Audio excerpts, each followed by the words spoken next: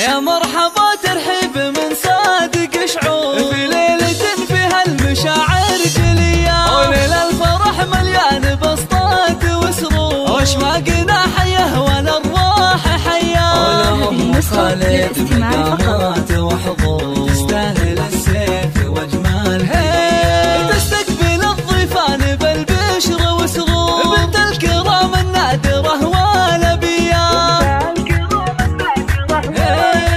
لأنها دايم أصيلة لها دور، لبوا لها كل العرب من عشية، ويا سيدة في الحفل والكل مبهور، أميرة من الأسرة الملكية، يا بنت نايف بنت وافين الشبور، يا بنت شيخنا الكرم والهية، انتي كمال محار في داخل بحور، بنت الأصول اللي لها مقدرية،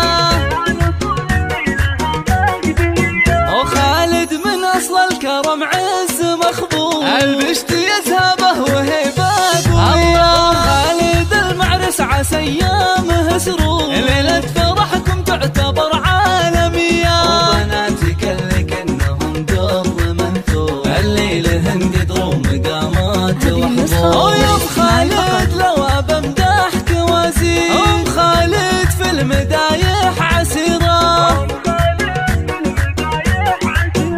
انتم من أسرة راقية ماضي عصور، الطيب متوارث عطايا سخية، البقوم اسمه يشرف وله دور، أمجادكم وأفعالكم حاتمية، البقوم اسمه يشرف وله دور، أمجادكم وأفعالكم حاتمية.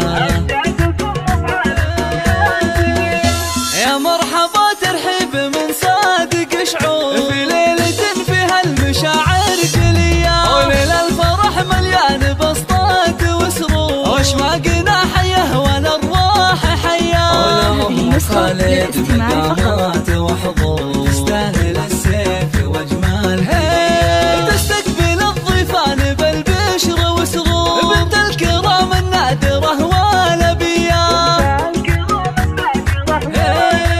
لأنها دايم أصيلة لها دور، لبوا لها كل العرب من عشية، ويا سيدة في الحفل والكل مبهور، أميرة من الأسرة الملكية، يا بنت نايف بنت وافين الشبور، يا بنت شيخنا الكرم والهية، انتي كمال محار في داخل بحور، بنت الأصول اللي لها مقدرية،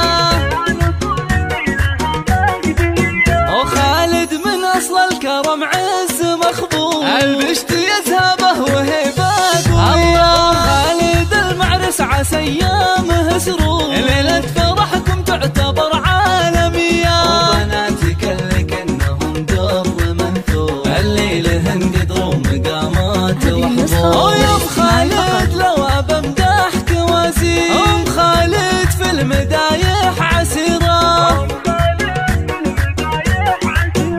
انتم من أسرة راقية ماضي عصور، الطيب متوارث عطايا سخية، البقوم اسمه يشرف وله دور، أمجادكم وأفعالكم حاتمية، البقوم اسمه يشرف وله دور.